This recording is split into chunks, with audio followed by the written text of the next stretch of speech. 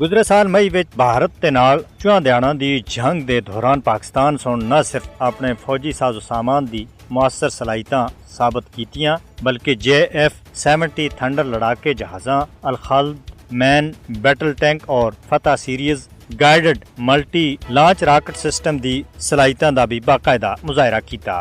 JF thunder सुन भारत दे नाल झड़पां दे दौरान अपनी जंगी सलाहियतां मनवाइयां। भारतीय फिजाइया दे जदीद S-400 जमीन थे फिजा विच मार करने वाले मिसाइल निजाम आदमपुर को मुकम्मल तौर दे उत्ते तबाह करने दा क्रेडिट हासिल किया।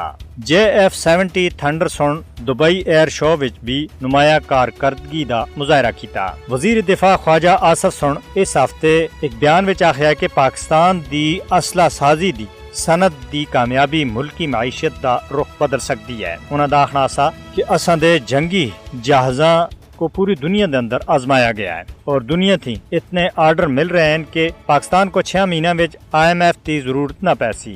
ISPR के मुताबिक इराकी फिजाइया दे सरबराह सुन भी पाक फिजाइया दी आलमी म्यार दी तरबियत थी फायदा चाणे और JF-70 थंडर और सुपर मुश्ताक तरबीती जहाज़ां विच खुसूसी दिलचस्पी जाहिर की है। इसके अलावा सऊदी अरब दे नाल भी कर्जा दे बदले JF-70 थंडर दा मायदा ज़ेरे गौर है। इस हवाले थी पाकिस्तान और सऊदी अरब दे विचकार तकरीबन $2 अरब दे सऊदी कर्जा को JF-70 लड़ाका जहाज़ां दे माहदे विच बटाने दे उत्ते गलबात जारी है। पाकिस्तानी ज़राए अबलाग दे मुताबिक मजमूई माहदे दी मालियत $4 अरब हो सकती है, जिस विच इजाफी दिफाई साजो सामान भी शामिल हो सी।